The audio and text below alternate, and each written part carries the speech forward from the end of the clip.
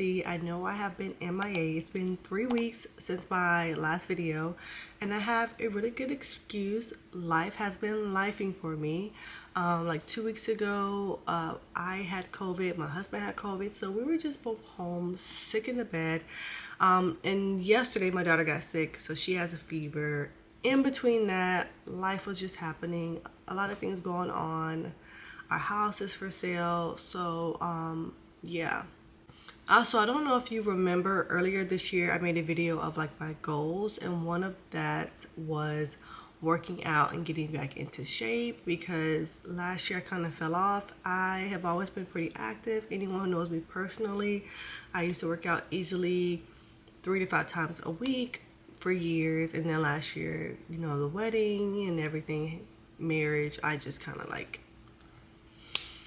I fell off. This month, well, last month I started working out, so I just kind of have been like in this space of navigating, and life has been happening, so I have not had the time or the energy to actually make content for you guys, and I'm sorry for that. But don't go anywhere, please. Like, watch my videos. I'm going to get on track, I promise. With all that being said, let me give you an update on what I'm reading, what I'm currently reading, and also I will be doing another video of fantasy and sci-fi books by Black authors. I know I did one and you guys really enjoyed it. I will be doing another one very soon, hopefully next week. Currently, I'm reading How We End by L.M. Juniper. This is a indie author, and this is a dystopian zombie apocalypse sci-fi book.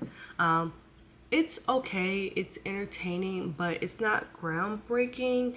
And this is something I've noticed with myself in terms of like zombie movies, TV shows. I get bored very easily.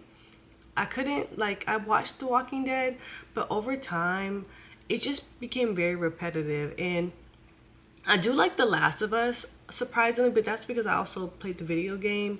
But like in general, like all of the zombie apocalypse movies, they don't like grasp my attention unless there's like a plot twist with it, or like the character development is like really good. There has to be something else besides like the zombies driving me to continue.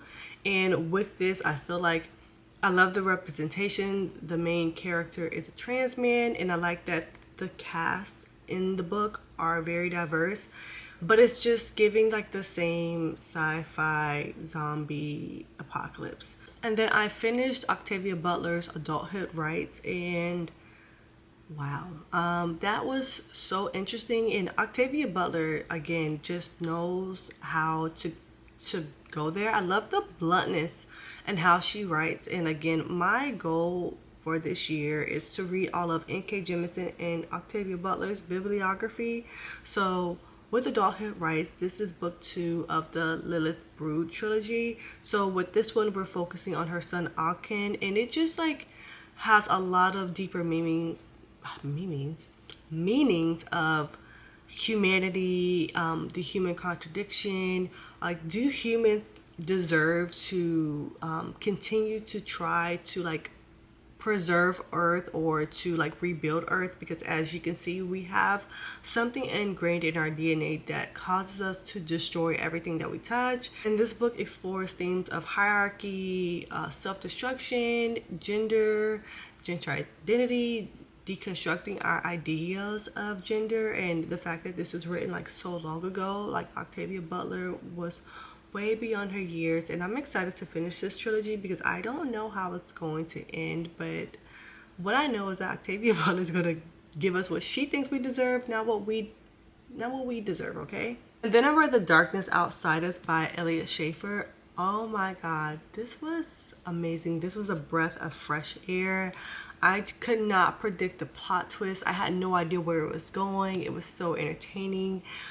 It was very heavy and dark, and I was surprised because I thought this was going to be a enemies to lovers in space, like something like, you know, like just like a love story. But this was dark. I would say it leans towards like romance with horror and thriller. I guess what I'm trying to say, in sci-fi. So the romance is there, but there are other things that give it that horror thriller vibe that I was not expecting, but I loved it nonetheless. And then I read book 2. This is The Brightness Between Us, and honestly, I don't recommend it. I don't think it's horrible. I just think personally how this book is going to end. It ends on a perfect note that you don't need anything else. Could I have wanted an extra 15 pages? Sure. Is it like needed? No. Could he have just written us a novella? Yes, because this was, I don't want to talk bad about this too much because I really, really love this, and I think everyone should read this. And the way it ends, you don't need to continue on with this duology, but if you want to read it, hey, you may enjoy it. Some people have enjoyed it, but personally for me, I think I don't know. I'm just gonna stop talking about this one. Death of the Author by Nnedi Okorafor. Again, I think this is a phenomenal story.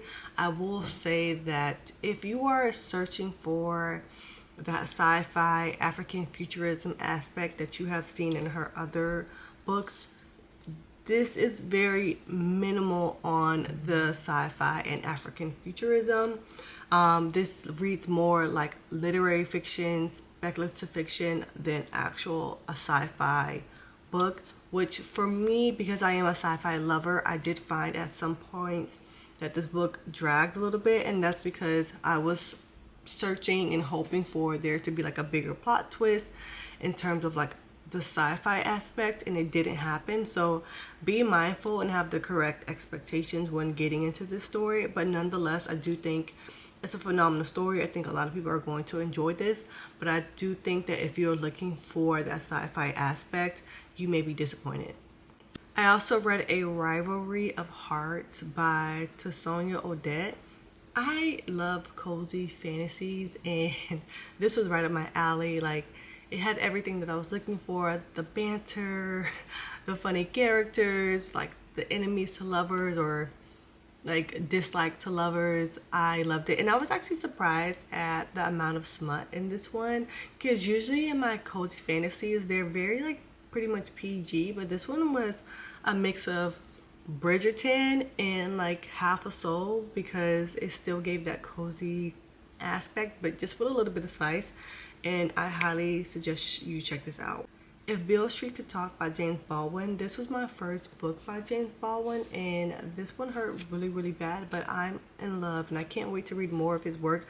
I've watched a lot of his documentaries, I've seen a lot of videos of him speaking, and he has this eloquence with words like no other. And again, it shows in his writing, because he has this way of just writing very, I don't know, he has a way of writing like straight to the point, but also in a poetic fashion. I don't know the terminology or the word that I'm trying to use to describe his writing, but it's just so lyrical.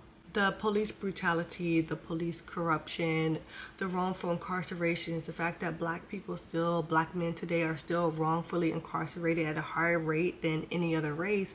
The police brutality, the police corruption, the wrongful incarcerations, and the fact that still today black men have a higher rate of being wrongfully incarcerated than any other race. We still see it happening today, and I just loved the representation of black love and seeing Tish and Fonnie's love story. But the sad thing is that even when black men and black women are loving on each other in a healthy way, it can still not be enough because of society's input and society's introduction into our love and into us trying to heal and grow and to thrive in society. The ending was like gut-wrenching. I cried, and this was like so impactful, and I highly suggest everyone read this. I can't believe I'm just now reading James Baldwin, but this is definitely not going to be the last. I read The Killing Moon by NK Jemisin. Amazing. It wasn't my favorite book of hers, but knowing that this was one of her first books when she got into writing, and I see that her writing has progressed since reading like the 5th season, which was like phenomenal.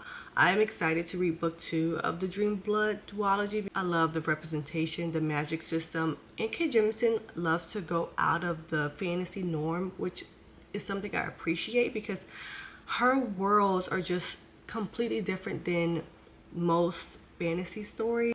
But I would have preferred if this book would have been a little bit longer, more like fleshed out. But again, this was like one of her first books, so with that, it's still a phenomenal book.